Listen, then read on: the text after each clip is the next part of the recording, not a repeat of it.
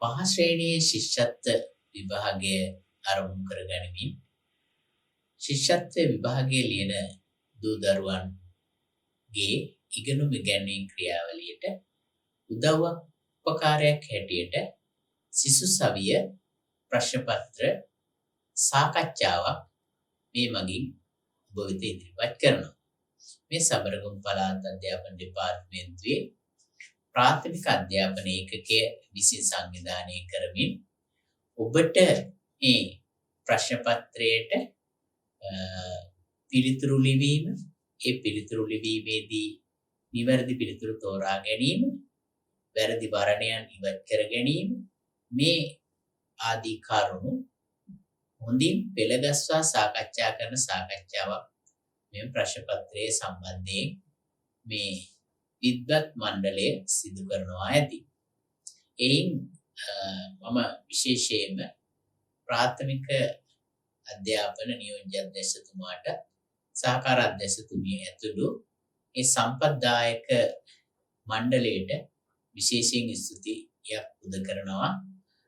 ඒ වගේම මෙම සාකච්ඡාව තුළින් මේ ප්‍රශ්න පත්‍ර සාකච්ඡාව තුළින් ඔබට ශිෂ්‍යත්ව විභාගය ජය ගැනීමට මහඟු උපකාරයක් වෙනු ඇතැයි අපේක්ෂා කරමු. ආයුබෝවන් දුවේ පුතේ. සබරගමු පළාත් අධ්‍යාපන දෙපාර්තමේන්තුවේ ප්‍රාථමික අංශයේ සුවිශේෂී වැඩක් තමයි අද අපි මේ කරන්න යොමු වෙන්නේ. මොකද දන්නවාද? ඔයාලා හැමදාමත් ලියන සිසු සවිය ප්‍රශ්න පත්‍රය දැන් ඔයාලා වෙනුවෙන්ම සාකච්ඡා කරන විශේෂ වැඩසටහන අපි අද යොමු වෙලා ඉන්නේ. ඉතින් ඔයාලා දන්නවා හැමදාමත් ඔයගොල්ලෝ බලාගෙන ඉන්නවා සබරගමු පළාතේ ප්‍රාථමික අංශයෙන් ඔයාලා වෙනුවෙන් දෙන සිසු සවිය ප්‍රශ්න පත්‍රය කරන්න. ඉතින් මේ වෙනකොට ඕගොල්ලෝ මේ ප්‍රශ්න පත්‍රය ලියලා ඉවරයි. විශේෂයෙන්ම සිසු සවිය අංක 2 ප්‍රශ්න පත්‍රයේ දෙවැනි ප්‍රශ්න පත්‍රය සාකච්ඡා කරන්නයි මම ඔයාලත් එක්ක එකතු වුණේ. මේකෙදි පොඩ්ඩක් විනාඩි 5ක් ඔයාලා වෙනුවෙන් මම පොඩි දෙයක් කියනවා. මොකද දන්නවද? දෙවැනි ප්‍රශ්න පත්‍රය අපේ ප්‍රශ්න පත්‍රය අපේ ටීචර් අපේ පන්තියේදී උගන්වන දේනේ. ඉතින් අපි අත් අකුරු ලස්සනට ලියන්න ඕනේ. නිවැරදි අක්ෂර වින්‍යාසය තියෙන්න ඕනේ. තව දෙයක්. ඒ වගේම විරාම ලකුණු වලට අනුගත වෙන්න ඕනේ. ඒකක නිවැරදිව දාන්න ඕනේ නේද? ඒ වගේම තමයි අක්ෂර වින්‍යාසයට අමතරව තවත් අත් අකුරු ලියනකොට වචන වෙන් කරන්න ඕනේ නේද? ඒ වගේම අකුරු ගාවන්න නැතුව නිවැරදිව අකුරු ලියන්න ඕනේ. ඔයගොල්ලෝ දන්නවා ප්‍රශ්න පත්‍රයේ ශිෂ්‍යත්ව ප්‍රශ්න පත්‍රයේ ලකුණු 2ක් අත් අකුරු වෙනුවෙන් ලබා දෙනවා. ඉතින් ඒ නිසා ඒ දේ රැක ගන්න ඕනේ. එහෙනම් ඔයාලා කවදත් 100ම ගන්න යමු වෙන මේ ප්‍රශ්න පත්‍රයට අපි දැන් යමු වෙමු. එහෙනම් අපි බලමු අද මොනවද කරන්න තියෙන්නේ කියලා. හරි. එහෙනම් බලන්නකෝ පහත ඡේදය කියවා පිළිතුරු ඡේදයේ ඇසුරෙන්ම ලියන්නලු. මේක හැමදාමත් අපිට එන පළවෙනි ප්‍රශ්නය. දැන් අවුරුදු ගානක් තිස්සේ ඡේදයෙන්මයි අපෙන් ප්‍රශ්න ඇහුවේ. එහෙනම් අපි ඡේදය එක සැරයක් කියවමු. මම ඔයාලට කියන්නේ ඡේදය එක සැරයක් ටක් ගාලා කියවලා ප්‍රශ්න ටික කියවන්න. ප්‍රශ්න ටිකත් එක්ක ඡේදය කියවගෙන යනකොට ප්‍රශ්න වල උත්තර ටක් ගාලා පැන්සලෙන් මාක් කරගෙන යන්න. ඒ ඡේදයේ තියෙන ඒ අකුරු ඒ විදියටම බලාගෙන පිළිතුරු වල ලියන්න. අපිට වරදින්නේ ඡේදයේ ලකුණු 6ම ගන්න පුළුවන්. එහෙනම් අපි ඡේදයේ දෙසට හැරෙමු. ඈත කඳුකර ප්‍රදේශයක තිබුණු සුන්දර ගමක පුංචි පවුලක් ජීවත් විය. අම්මා තාත්තා දුව සහ පුතා මේ පවුලේ සමාජිකයෝ වෙති. මේ දරුවෝ දෙන්න ඊටාම හොඳ ගතිගුණ ඇති දරුවන් දෙදෙනෙකි. මේ දෙන්න අම්මා සමග ගමන් බිමන් යාමට හරිම කැමැත්තක් දක්වති. ඒ යන අතරමඟදී හමුවන අහල පහල අය සමග මේ දරුවෝ දෙදෙනා සුහදව කතා බහ කරති. හරි. එහෙනම් බලන්නකෝ මොකද්ද මේ ඡේදයෙන් කියවෙන්නේ? කවුරුන් ගැනද? ඔව්. ඈත කඳුකර ප්‍රදේශයක තිබුණු සුන්දර ගමක පුංචි පවුලක් ජීවත් වෙලා හිටියලු. මේ පවුලේ හිටියේ කවුද? අම්මයි, තාත්තයි, දුවයි, පුතයි හිටියලු. සමාජිකයෝ 4ක් ඉඳලානේ. මේ පවුලේ සමාජිකයෝ ටික මොකද වෙලා තියෙන්නේ? මේ දරුවෝ දෙන්න හරිම හොඳ නැත්නම් ඊටාම හොඳ ගතිගුණ තියෙන දරුවෝ දෙන්නෙක්ලු මේ අම්මටයි තාත්තටයි හිටියේ. මේ දෙන්න අම්මා සමග ගමන් බිමන් යනකොට මොකද්ද මේ ගමන් බිමන්? ඔව් ගමන් බිමන් කියන්නේ යුගල පදයක් නේ. ගමන් බිමන් යාමට හරිම කැමැත්තක් දක්වනවා. ගොඩක් කැමතිලු. ඒ යන අතරමඟදී හමුවන අහල පහල අය සමග මේ දරුවෝ දෙන්න සුවදව කතා බහ කළාලු. බලන්නකෝ අහල පහල. එතරම් යුගල පදයක් තියෙනවානේ. ඔව්. එහෙනම් මෙන්න ඡේදයෙන් පළවෙනි ප්‍රශ්නය. අපි පළවෙනි ප්‍රශ්නයට යමු වෙමු. මොකක්ද අහන්නේ පළවෙනි ප්‍රශ්නේ? පුංචි පවුල ජීවත් වූයේ කොහෙද? කොහෙද මේ පුංචි පවුල ජීවත් වුනේ? බලන්නකෝ මේ පුංචි පවුල ජීවත් වුනේ කොහෙද කියලා අහන්නේ. එහෙනම් උත්තරේ එන්න ඕනේ මොකද්ද? ඈත කඳුකර ප්‍රදේශයක තිබුණු සුන්දර ගමක. right? එහෙනම් මේ පුංචි පවුල ජීවත් වුනේ කොහෙද? ඈත කඳුකර ප්‍රදේශයක තිබුණු සුන්දර ගමක. හැබැයි මේ පිළිතුර නිවැරදිව ඒ විදිහටම තියෙන්න ඕනේ. ජීවත් වුනේ කොහෙද? ඈත කඳුකර සංඥක දුව තියෙන්න ඕනේ. ප්‍රදේශයක රකාරාංශය තාලුජශ තිබුණු මූර්තජනු. ඔන්න ඔය වචන නිවැරදිව නැත්තම් ලකුණු හිමි වෙන්නේ නැහැ. එක අකුරක් හරි වැරදුනා නම් අපේ ලකුණ හිමි නැහැ. එහෙනම් කොහෙද ජීවත් වුනේ? ඈත කඳුකර ප්‍රදේශයක තිබුණු සුන්දර ගමක. අපි යමු ඊගාව ප්‍රශ්නෙට. මේ පවුලේ සිටි සමාජිකයෝ කවුරුන්ද? කවුරුන්ද සමාජිකයෝ? එහෙනම් මෙන්න කියනවා. කවුද සමාජිකයෝ?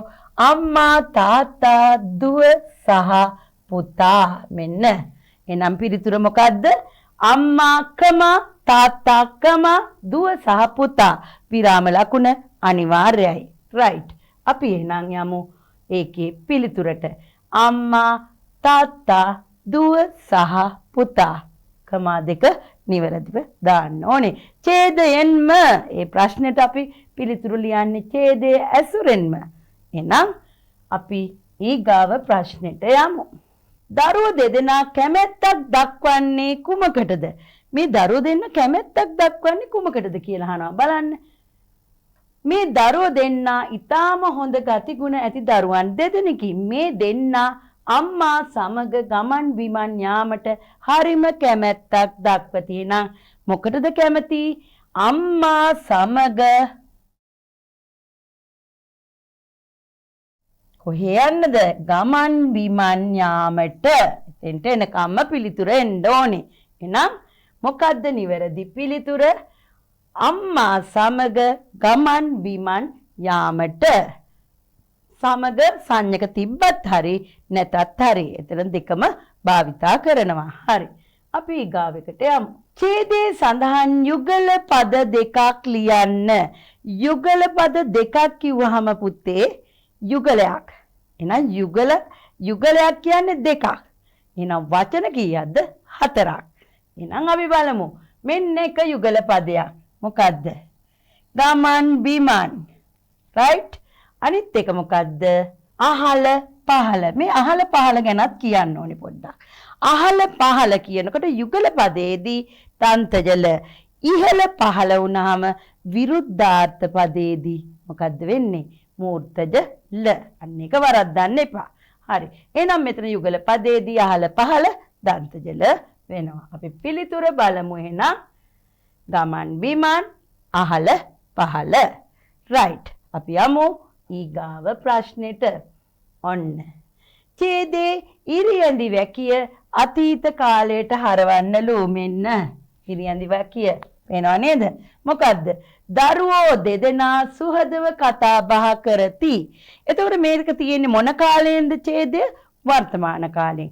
සුහදව කතා බහ කරති. කරති ක්‍රියාපදය. කවුද උක්ත උනේ? දරුවෝ දෙදෙනා.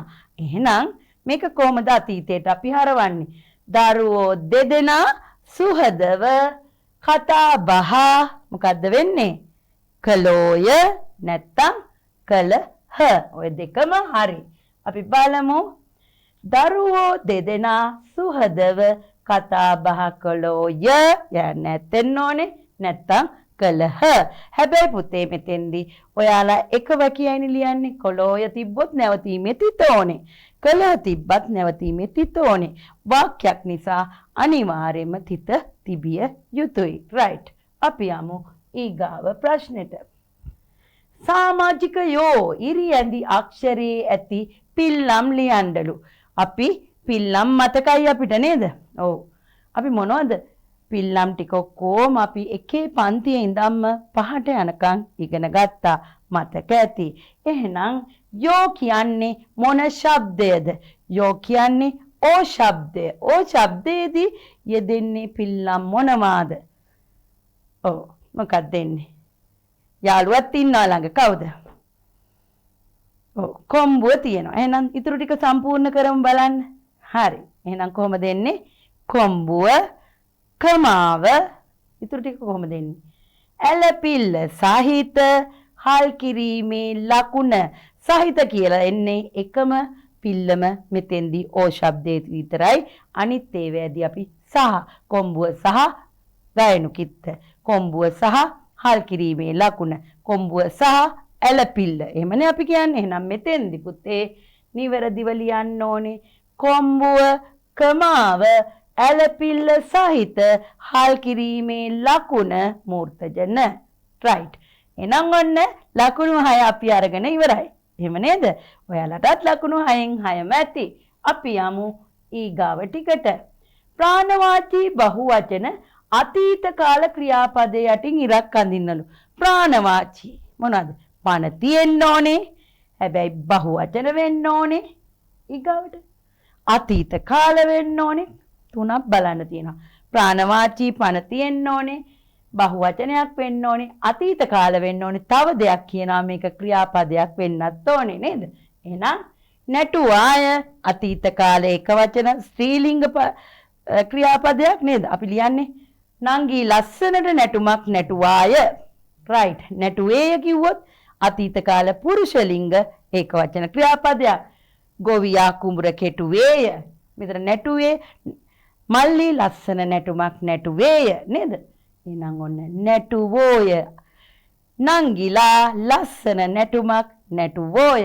එහෙනම් අතීත කාල බහුවචන ක්‍රියාපදය ප්‍රාණවාචී මොකද්ද? නැටුවෝය. right. දී ඇති වචන ගලපා අර්ථවත් වාක්‍යයක් ලියන්නලු. බලමුද අපි කොහොමද? මේකෙදි මුලින්ම අපි අංක දාගෙන යමු.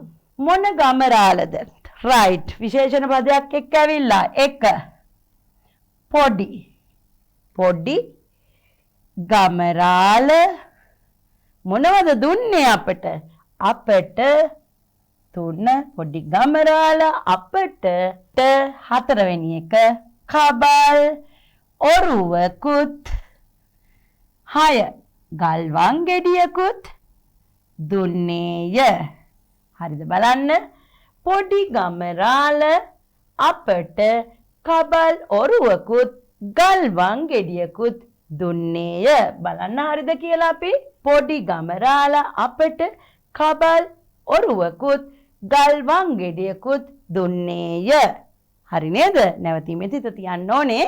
හරි. අපි දැන් ඊළඟ ප්‍රශ්නෙට යමු. ඔන්න තියෙනවා මොකද්ද? අක්ෂර වින්‍යාසය සම්බන්ධව ප්‍රශ්න ටික නේ. හැමදාමත් අපිට මේක අසාලු වීම අභ්‍යාසවලදී අපි ගොඩාක් හරියට මේ දේවල් කරනවා. අපේ ආදරණීය ගුරු මෑණිවරු, පියවරු අපිට හැමදාමත් අසාලු වීම දීලා තමයි උදේ වැඩ පටන් ගන්න. එහෙම නේද? ඔව්. එහෙනම් නන ලල ભેදය, ශාෂ සාහල එන ભેදය නේද? අක්ෂර වින්‍යාසය නිවැරදිව මේ ලකුණු තුන අපි හැමදාමත් ලබා ගන්න ඕනේ. එහෙනම් බලමු උපක්‍රමය. උපක්‍රමය නේ ලියනකොට ලියන්නේ කොහමද අපි? උපක්‍රමය කියනකොට උපක්‍රමය කියලා කියවෙනවා. විමර්ශනය කොහොමද ලියන්නේ? විමර්ශනය නේද? විමර්ශනය. ඊගාවට විශේෂණ ශායන දෙක මාරු වෙලා විශේෂණ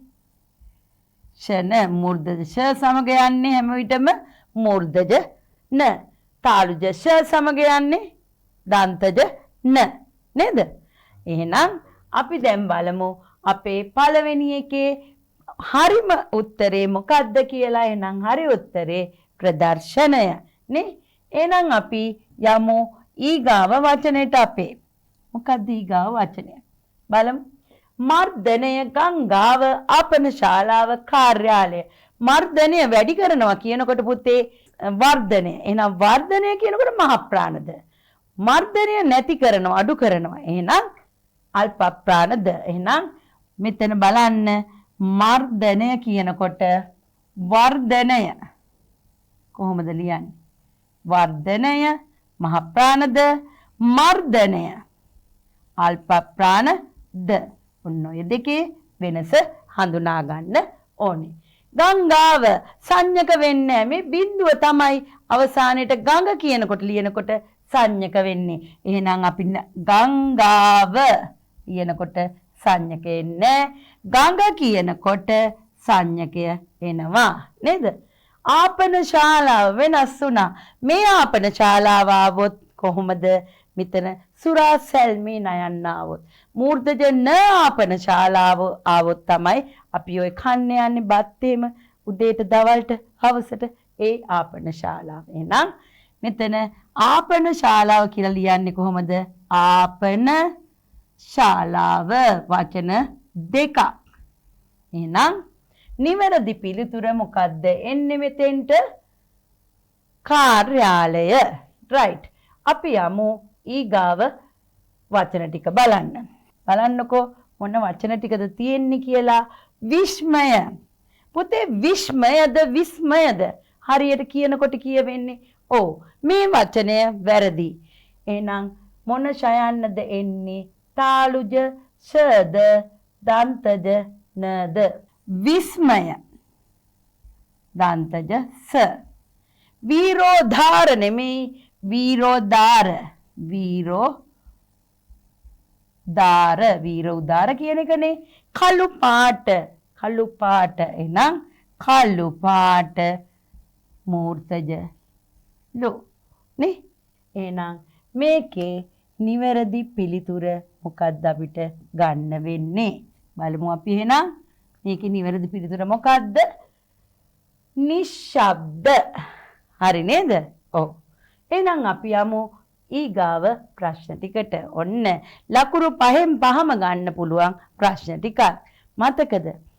අපි පුංචි කාලේ මේ සින්දු ඉගෙන ගත්තා. මම කිව්වොත් මී කියන්න, අපි කිව්වොත් මූ කියන්න, එක් අයකුට ඊ කියන්න, ගොඩ දෙනෙකුට තී කියන්න, ආයවේය මෝයහ ආවෝතින් අතීතයයි, ආය ආවෝතින් නම් ස්ත්‍රීලිංග තමයි ළමයි, වේ ආවෝතින් ළමයෝ පුරුෂලිංග තමයි ළමය, වෝහ ආවෝතින් අතීතයයි බහුවචනේදී. මතකද ඉගෙන ගත්තා? එහෙනම් ඒ ටික මතක නම් මේකේ උත්තර හොයන්න ලේසි. මම කිව්වොත් මී කියන්න. එහෙනම් මොකද වෙන්නේ? මම ලස්සනට චිත්‍රයක් අඳිමිද අඳිමුද? අඳිමි. එහෙනම් ඔහු අත්පොලසන් දුන්නේයද දුන්හද? එහෙනම් ඔහු කියන්නේ මොකද්ද? උක්තය බහුවචනයි නේද?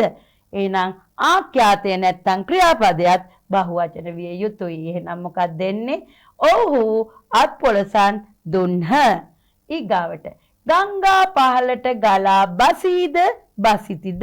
ගංගා බහුවචන වුණාට ඒගොල්ලන්ට පණ නැහැ. ප්‍රාණවාචීද අප්‍රාණවාචීද?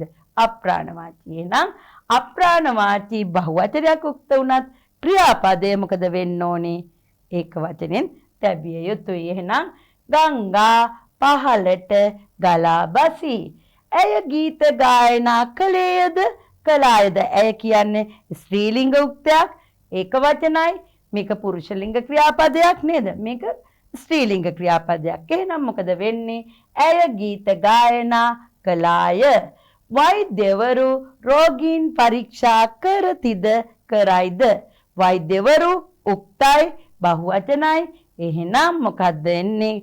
ක්‍රියාපදයක් බහුවචන වෙන්න ඕනේ. එහෙනම් වෛද්‍යවරු රෝගීන් පරීක්ෂා කරති. අපි යමු ඊගාව ප්‍රශ්නෙට. ගැළපෙන විරාම ලකුණු යොදන්නලු. ඔන්න හොඳ ප්‍රශ්නයක්. මොකක්ද නිදහස් උත්සවය කියන්නේ? කවිෂා ඇසුවාය. මොකක්ද ප්‍රශ්නයක් අහන්නේ? කියන කෙනා ඉන්නවා, අහන කෙනා ඉන්නවා. එහෙනම් උද්ෘතෙන්න ඕනේ. ඔගොල්ලෝ දාන 66යි 99 කියන්නේ නේද? ඔව්. එහෙනම් යුගල උඩුකම ආරම්භ කරනවා මොකක්ද කියන තැනින්. අවසන් කරනවා මොකද්ද? මොකක්ද නිදහස් උත්සවය කියන්නේ? ප්‍රශ්නාර්ථ ලකුණ යුගල උඩුකම වැහුවා. කවිෂා ඇසුවාය නැවතීමේ තිත. හැබැයි පුතේ පෙළ පොතේ හැම තැන්වලදීම ඔයගලන්ට ප්‍රශ්නයක් මේක. මොකද්ද? යුගල උඩුකම තියනවා කියලා අර මෙතන කියන කෙනා නැති වුණාමත් ඔයගොල්ලෝ යොදනවා. ඒක වරදවා තේරුම් ගන්න එපා. පෙළ පොතේ පාඩම ගලාගෙන යනවා. කියන කෙනා ඉන්නවා පෙළ පොතේ ඒ පාඩම පුරාම. නමුත් අපි ඒකෙන් ගත්ත එක වාක්‍යයි. කියන කෙනා නැත්තම් යුගල උඩුකම දාන්න බෑ. කියන කෙනා ඉන්න නිසා අපිට යුගල උඩුකම දාන්න පුළුවන්. එහෙනම් අපි නිවැරදිව බලමු. ඔන්න යුගල උඩුකම. ප්‍රශ්නාර්ථ ලකුණ දැම්මා. යුගල උඩුකම ආවා. නැවතීමේ තිත තිබ්බා. හරිනේ. එහෙනම් අපි ඊගාව ප්‍රශ්නෙට යමු වෙනවා. පහත සඳහන් ප්‍රස්තා පිරුල සම්පූර්ණ කරන්නලු. ප්‍රස්තා පිරුල දැන් නම් ඔව් තාම පහේ ටික කරේ නැතුව ඇති. දැන් ප්‍රස්තා පිරුළු 10ක් අපි ඉගෙනගෙන තියෙනවා. 3 ශ්‍රේණියේ 4 ශ්‍රේණියේ. එහෙනම් අපි බලමු මොකද්ද මේ ගියා වගේ? කවුද? කවුද ගියා වගේ වෙන්නේ? මතකයි කතන්දරේ නේද?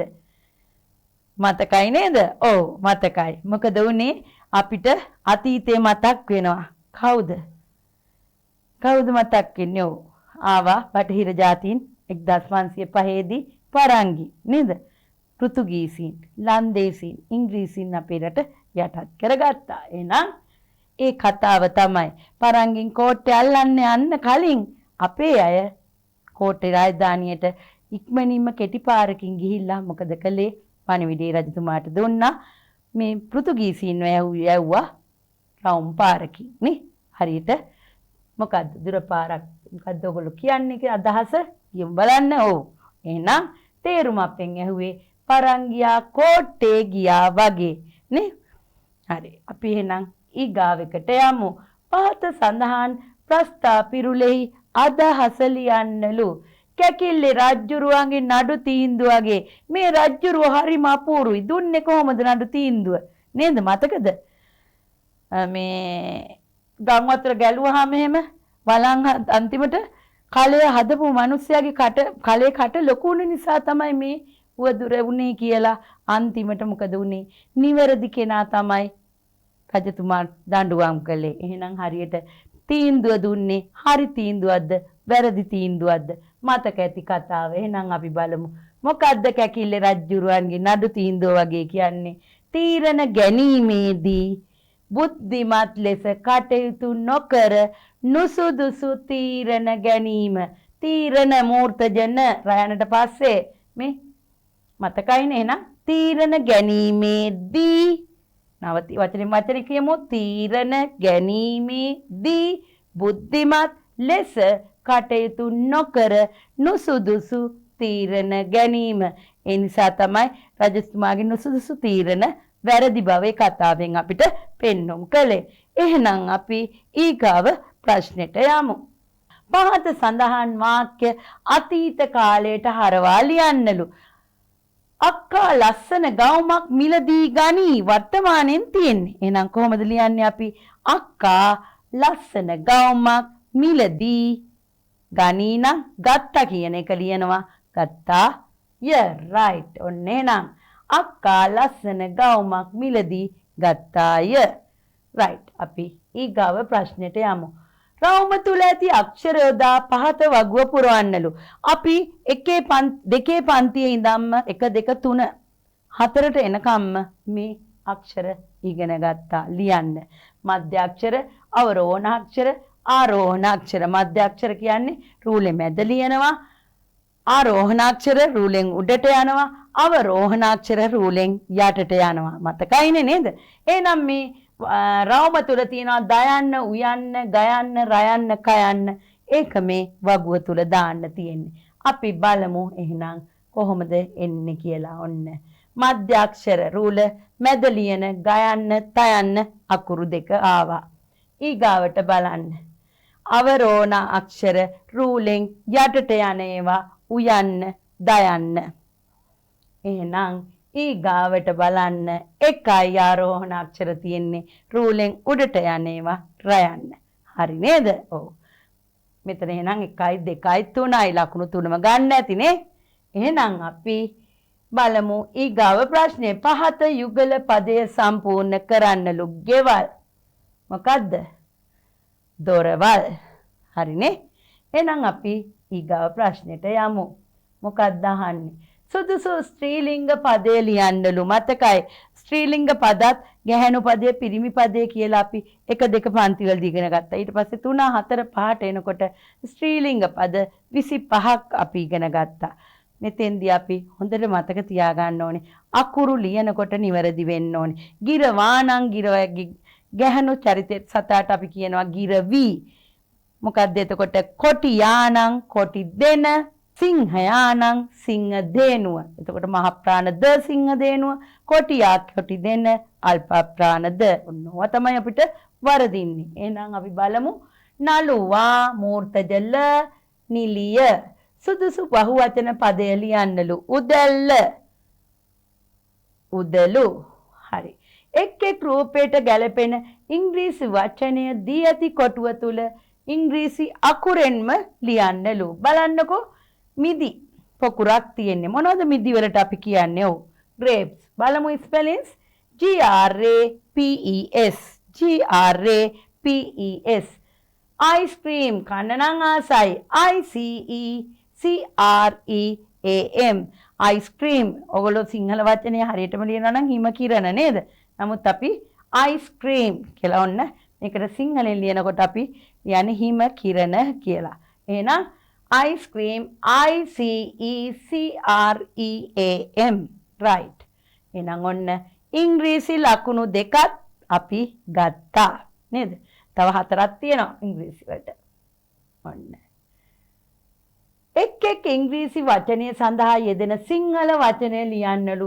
HORSE. HORSE horse. HOUSE house නේද? ඔය වචන දෙක අපිට පැටලෙනවා. එහෙනම් horse කවුද? අශ්වයා. clouds. CLOUDS clouds මොනවද? වලාකුළු. වලාකුළු ලියනකොට මෙතන මූර්තජ ලු එන්න ඕනේ. මෙතන මූර්තජ ල නෙමෙයි දන්තජ ල. බලන්න horse අශ්වයා, clouds වලාකුළු. පාදදී ඇති වචන නිවැරදිව ගලපා අර්ථවත් හැකියක් බැගින් ලියන්නලු. මොකක්ද එහෙනම් තියෙන්නේ? ඉස්සෙල්ලාම එන්නේ මොකක්ද? please. please එක. do your homework දෙක. 3 4. please do your homework. කරුණාකර ඔබේ ගෙදර වැඩ කරන්න. please do your homework. බලමු අපි. please do your homework. right. want match I to watch a. කොහොමද එන්නේ? කියන්න බලන්න එකත්. එහෙනම් ඔන්න I want to watch a match. I want to watch a match.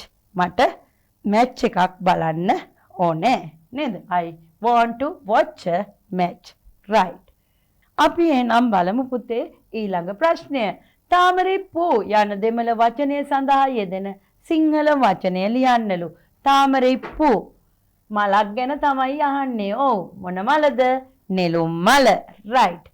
පාද සඳහන් වාක්‍ය දෙමළ බසින් කියන ආකාරය සිංහල වචන වලින් ලියන්නලු. එහෙනම් මට මල්ලි කෙනෙක් ඉන්නවා. කොහොමද ලියන්නේ? එනකු ஒரு தம்பி இருக்கிறார். එනකු ஒரு தம்பி இருக்கிறார். මතකයිනේ නේද? ඔව්. එහෙනම් ඔන්න සිංහල ලකුණු 26ක් ඉවරයි. ගණිතයේ ලකුණු වලට අපි දැන් සූදානම් වෙන්නේ. දෙමළ ලකුණුයි ඉංග්‍රීසි ලකුණුයි 8ත් ඉවරයි. එහෙනම් ඔයාලා නිවැරදිව පිළිතුරු ලියලා සතුටින් නැති නේද? ඔව්. අපි එහෙනම් ඊගාව ප්‍රශ්නෙට යමු වෙනවා. මොකද්ද කියන්නේ? දසදහස ස්ථානයේ 6. දසදහසක් ස්ථානයේ කියනකොට මොකද වෙන්නේ? බලන්න.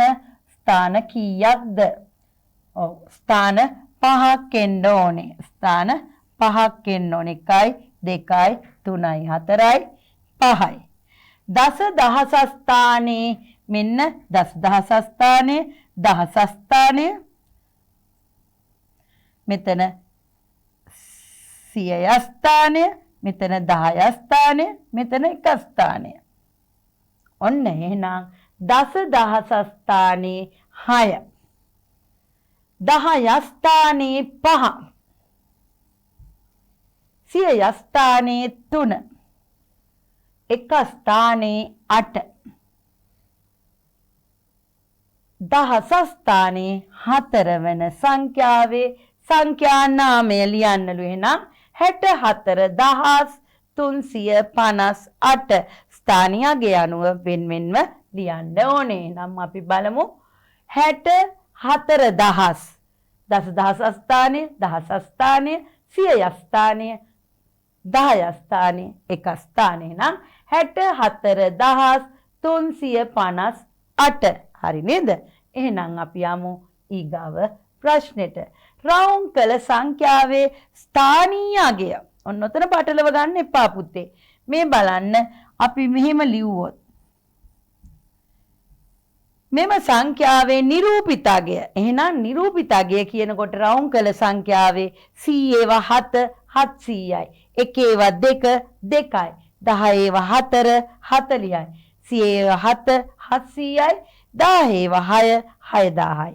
හැබැයි නිරූපිත අගය නිරූපිත අගයයි ඉලක්කමින් දැක්වෙන අගයයි දෙකම එකයි.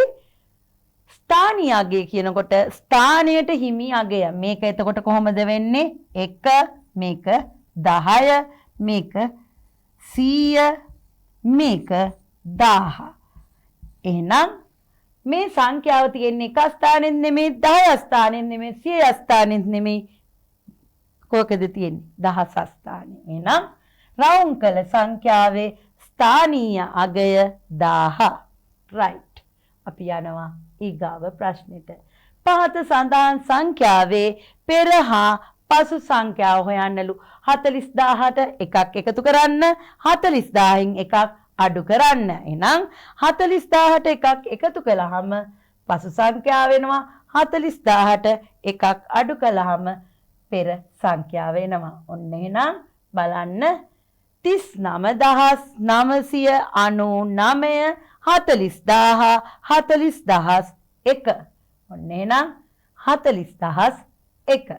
මේක හොයන්න අමාරුම නම් එක ලියලා එකතු කරනවා, එක ලියලා මේ පැත්තේ අඩු කරනවා. එතකොට මේ 9 ටික දිගටම එනවා. දන්නවනේ? ඔව්. පහත සඳහන් සංඛ්‍යා අවරෝහණ පටිපාටියට ලියන්නලු. අවරෝහණ අකුරු 5යි. එහෙනම් ආරෝහණ අකුරු 4යි. එහෙනම් පහ තියෙන්නේ අකුරු 5ක් තියෙන්නේ වැඩි. එහෙනම් වැඩි එකේ ඉඳන් අඩු එකට අවරෝහණ කියන්නේ අඩු එකේ ඉඳන් වැඩි එකට. එහෙනම් අපෙන් අහන්නේ අවරෝහණ වැඩිම සංඛ්‍යාව ඉස්සෙල්ලා 28 28 28 ඔක්කොගෙම තියෙන්නේ. ස්ථානය අනුව බලනකොට මෙතන 1 මෙතන 9 මෙතන බිංදුව. එහෙනම් මෙයාට දෙනවා ඉස්සෙල්ලාම 1. ඊගාවට මෙයාට 2 මෙයාට 3. අපි එහෙනම් ඉස්සෙල්ලාම ලියන්නේ මොකද්ද? 28956 28195 28095. එහෙනම් ඔන්න ඊගාව ප්‍රශ්නෙට අපි යමු. කර්මාන්ත ශාලාවක මාස 3ක නිපද වූ යෝගට් ප්‍රමාණයන් පහත දැක්වේ. ඒ ඇසුරින් පිළිතුරු සපයන්නලු. මැයි මාසයේ, ජූනි මාසයේ, ජූලි මාසයේ.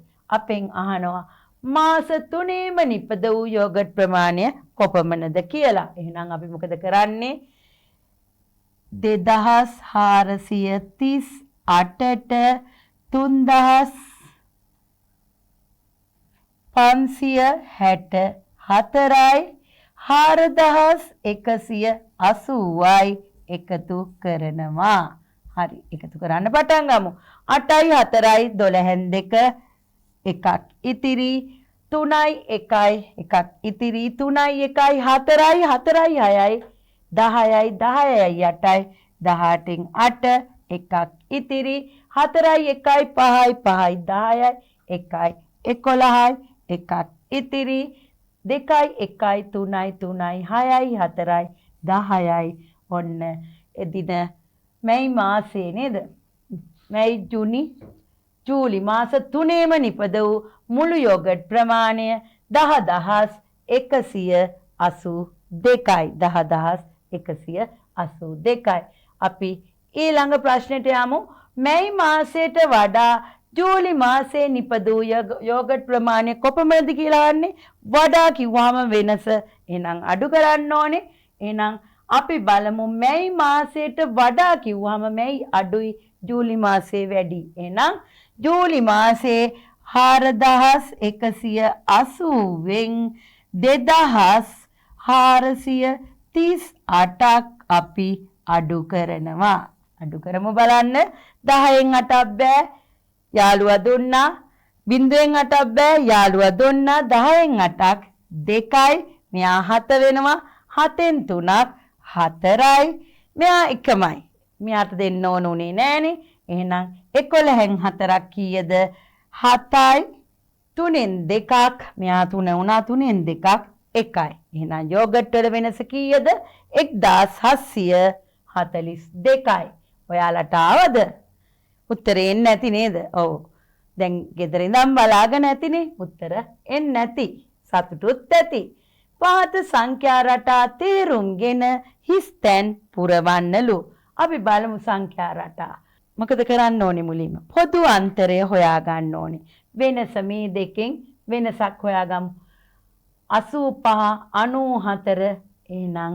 කීයද වැඩි වෙන්නේ පොදු අන්තරය කීයද යන්න ඕනේ 85න් පස්සේ 86 87 88 89 90 91 92 93 94 වෙනස කීයද 9යි 9 වැඩි වේගන යන්න ඕනේ බලමුද හරිද කියලා 94ට 9ක් එකතු කරන්න කීයද 95 96 97 98 99 100 101 102 103 එහෙනම් මෙතෙන්ට කීයද එන්නේ 103 ඊගාවට 103ට 12ක් වෙන්න කීයක්ද එකතු කරන්න ඕනේ අපි 9ක් 103යි 9යි 112යි 112යි 9යි 100 කීයද බලන්න ඔන්න එහෙනම් 103යි 121යි 103යි 121යි අපි බලමු හරිද කියලා 112ට 9ක් එකතු කරාම 9යි 10යි 11න් එකක්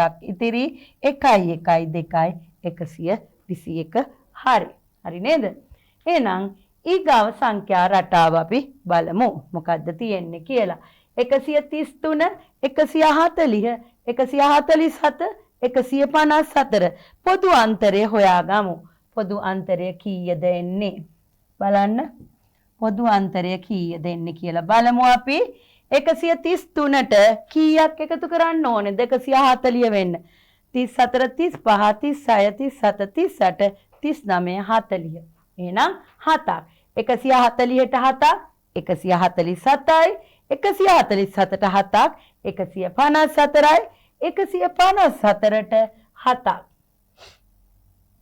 154ට 7ක් කීයද 7යි 4යි 11න් 1 එකක් ඉතුරුයි 5යි 1යි 6යි 1යි එහෙනම් කීයද 161යි හරි නේද ඔව් ඔන්න එහෙනම් අපෙන් අහනවා ඊගාවට මොකක්ද අහන්නේ බලමු අපි වෙරළු ගෙඩි 48න් 4න් 3ක ඇති වෙරළු ගෙඩි ප්‍රමාණය කීයද වෙරළු ගෙඩි 48න් 4න් 3ක ඇති වෙරළු ගෙඩි ප්‍රමාණය කීයද අහන්නේ එහෙනම් අපි සාමාන්‍යයෙන් පුතේ 48 4න් 3ක් කිව්වහම මෙතෙන්දී අපි මේකෙන් බෙදනවා ඒ උන උත්තරේ මේකෙන් ගුණ කරනවා ඒක තමයි අපේ නීතිය 48 අපි 4න් බෙදමු 4ට 4 ඒවා 1යි 4 වරක් 1 4යි බිංදුවයි 8 ගත්තාට 4 ඒවා 2යි 4 වරක් 2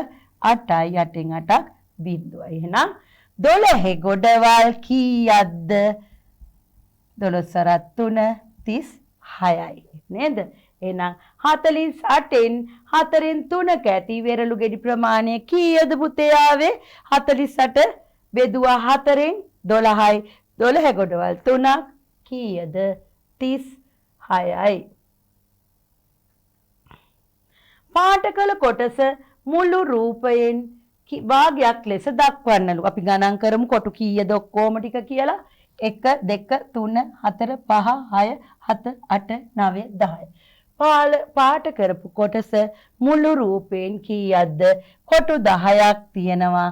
10න් 1යි 2යි 3යි 4යි 10න් 4ත් හරි. මේක තව කුඩා කළොත් 5න් 2 පිළිතුරත් උඩයි 8යි 2ම 2කින් බෙදුවාම 4 2කින් බෙදුවාම 2යි 10 2කින් බෙදුවාම 5යි 5න් 2ක් නිවැරදි. 10න් 4 හෝ 5න් 2 තියෙනවා නම් පිළිතුර නිවැරදි ලෙස අපිට ගන්න පුළුවන්. 5න් 2යි 10න් 4ත් හරි නිවැරදි. right. මෙතෙන්ට අපි 10න් 4ත් දාමු. ඒ උත්තරෙත් නිවැරදි. right. අපි යමු ඊගාව ගානට. කූඩයක නාරංගෙඩි 435ක් තිබුණි. එවැනි කූඩ 4ක ඇති නාරංගෙඩි මුළු ප්‍රමාණය කොපමණද කියලා අහන්නේ. කූඩයක තිබ්බලු නාරංගෙඩි කොච්චරක්ද බලන්න. මේවා ලේසි. අපි ඉස්කෝලේ කරන සාමාන්‍ය ගණිතේනේ මෙතන තියෙන්නේ නේද? 435ක් තිබ්බලු. එවැනි කූඩ 4ක නාරංගෙඩි කීයද කියලා අහන්නේ. 4 වරක් 5 කීයද? 20න් බිංදුව 2ක් ඉතිරි. 4 වරක් 3 12යි 2යි 14යි 1ක් ඉතිරි. 4 වරක් 4 16යි 1යි 17යි. එහෙනම් කීයද පිළිතුරු? 1740යි මුළු නාරංගෙඩි ප්‍රමාණය. හරි. අපි එහෙනම් ඊගාව ප්‍රශ්නෙට යමු. පොත් 945ක් එක් ළමයෙකුට පොත් 3 බැගින් බෙදා දුන්නේ නම් ළමයි කී දෙනෙකුට පොත් ලබා දිය හැකිද කියලා අහන්නේ. පොත් කොච්චරක්ද පුතේ? 945ක්. මේක බෙදන්න ඕනේ කීයෙන්ද? 3ෙන්. එහෙනම් අපි 945 බෙදෙනවා 3ෙන්. 9ට 3 ගොඩවල් කීයද? 3යි 3 වරක් 3 9යි 9න් 9ක් බිංදුවයි 4 ගත්තා. 4ට 3 ඒවා 1යි 3 වරක් 1 3යි එකක් ඉතුරුයි. 15 මෙතෙන්ට ගෙනිච්චා. 15ට 3 ගොඩවල් 5යි 3 වරක් 5 15යි 15න් 15ක් බිංදුවයි. හරි නේද? එහෙනම් කීයද පිළිතුර එන්නේ බලන්න. එහෙනම් පිළිතුර 315යි. පිළිතුර 315යි. ඔන්න කියනවා පහත සඳහන් වගුව හිස්තැන් පුරවන්නලු. හිස්තැන් පුරවන්නලු. පැය 24 ඔරලෝසුවෙන් දීලා තියෙනවා වේලාව. පැය 12 ඔරලෝසුවේ වේලාවෙන් ලියන්න තියෙනවා. 22:40 කියන්නේ පැය 12ක් අඩු කළාම සාමාන්‍ය ඔරලෝසු වේලාව එනවා. එහෙනම් 22:40න් 22:40න් අපි 12ක් අඩු කරනවා. 0.4යි 2න් 2ක් 0යි 2න් 1ක් 1යි. එහෙනම් මේක පස්වරුද පෙරවරුද? පස්වරු. එහෙනම් කීයද එන්නේ? 10:40. පෙරවරු 2:40 පැය 24න් ලියන්න තියෙනවා. අපි දන්නවා පැය 24න් ලියනකොට ඉලක්කම් 3ක් ලියන්න බෑ. ඉලක්කම් 4ක් ලියන්න ඕනේ. අනිවාර්ය 32 තියන්න ඕනේ.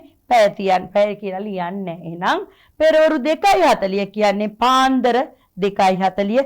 මධ්‍යම රාත්‍රී 12න් පස්සේ මධ්‍යම රාත්‍රී 12 අපි පෙන්눔 කරන්නේ 02යි 32යි 02නේ. එතන ඉඳන් පැය 1යි පැය 0.1යි 0.0 තමයි පාන්දර 1. එහෙනම් පාන්දර 2 කියන්නේ පෙරවරු 2. එහෙනම් අපි කොහොමද ලියන්නේ? 0.2යි 32යි 40. 0.2යි 32යි 40. right. අපි ඊගාව ගානට යමු. මොකද්ද? බිල් පතක් තියනවා ඔන්න හදන්න. අපි හදමු. මිලදීගත් ප්‍රමාණය තියෙනවා. කිලෝග්‍රෑම් එකක ප්‍රමාණය තියෙනවා. වටිනාකම තියෙනවා. ද්‍රව්‍ය දීලා තියෙනවා. හාල් කිලෝ 2ක්. මිලදීගත් ප්‍රමාණය 460යි. එහෙනම් අපිට කිලෝග්‍රෑම් එකක මිල හොයන්න 460 අපි දෙකෙන් බෙදන්න ඕනේ. අපි සරලව බෙදමු දෙකෙන්. 4ට 2යි 6ට 3යි බිංදුවයි. එහෙනම් කීය දෙන්නේ? රුපියල් 230යි හාල් කිලෝ එකක මිල. හරි නේද? ඔව්. රුපියල් 230යි. ඊට පස්සේ කියනවා පිටි කිලෝ එකක් 350යි. හැබැයි වටිනාකම වෙලා තියෙන්නේ යාට 175යි. 350 දෙකෙන් බෙදුවාම තමයි 170 වෙන්නේ. එහෙනම් කිලෝ එකේ මිල නෙමෙයි අපිට මේ දීලා තියෙන්නේ. කීයද දීලා තියෙන්නේ? අපිට වටිනාකම් ගොඩේ තියෙන්නේ මිලදී අරන් තියෙන්නේ 175ක. එතකොට මොකද වෙන්නේ? 350 දෙකෙන් බෙදනවා කියන්නේ කිලෝ එකේ ප්‍රමාණය දෙකෙන් බෙදුවාම ග්‍රෑම් 500යි. එහෙනම් ග්‍රෑම් 500ක් ගන්න තමයි 175ක් මෙයාට ගියේ. 175 ඒවා දෙකක් තමයි 350. එහෙනම් අපි බලමු එයා කොච්චර ප්‍රමාණයක් මිලදී ගත්තද? ග්‍රෑම් 500ක් මිලදී ගත්තා. හරි. ඊගාවට අපිට තියෙන්නේ සීනි ග්‍රෑම් 250ක් අරන් තියෙන්නේ. වටිනාකම හොයන්න තියෙන්නේ. එහෙනම් කිලෝ එකක් රුපියල් 248යි. කිලෝ එකේ මිල දෙකෙන් බෙදුවාම 500 එනවා. ඒ එන උත්තරේ දෙකෙන් බෙදුවාම 250 එනවා. ඊට වැඩිය ලේසිම ක්‍රමය 4ෙන් බෙදෙන එක. 4 ගුණනවා ගොඩක් නැත්තම් 2ෙන් බෙදලා ආයි 2ෙන් බෙදන්න. කොහොම හරි උත්තරේ ගන්නනේ. එහෙනම් අපි සරලව 248 බෙදමු දෙකෙන්. දෙකෙන් නෙමෙයි කීයෙන්ද අපි බෙදන්න ඕනේ? 250ක හොයන්නනේ නේද? එහෙනම් අපි 250ක හොයන්න 4ෙන් බෙදන්න ඕනේ. දෙකට නෑ 24ට 6යි 6 වරක් 4 24යි ඉතිරි නෑ 8ට 2යි. එහෙනම් ග්‍රෑම් 250ක් ගන්න යනවා රුපියල් 62ක වටිනාකමක්. එහෙනම් 15ට මුළු මුදල ඊගාවට අපි එකතු කරන්න ඕනේ. අපි බලමු වටිනාකම 62යි. ඔන්න මුදල හෙව්වා. අපි මුළු මුදල හොයන්න බිල්පත එකතු කරමු. 0යි 0යි 5යි 2යි 7යි 6යි 7යි 13යි 6යි කීයද? 19න් 9 එකක් ඉතිරි 4යි 1යි 5යි 1යි 6යි. එහෙනම් කීයද මුළු මුදල? 697යි. 697යි. හරි. අපි යමු එහෙනම් ඊගාව බිල්පතට. අපිට ගියා රුපියල් 697ක මුදලක්. මුදලාලිට දුන්නා කීයක්ද? වටිනාකම මුදලාලි ගෙවුනා රුපියල් 697ක්. මුදලාලිට දුන්නා රුපියල් 1000ක නෝට්ටුවක්. රුපියල් 1000ක නෝට්ටුවක් දුන්නා මුදලාලිට. එහෙනම් රුපියල් 1000ක නෝට්ටුවක් දුන්නා. 697යි වටිනාකම.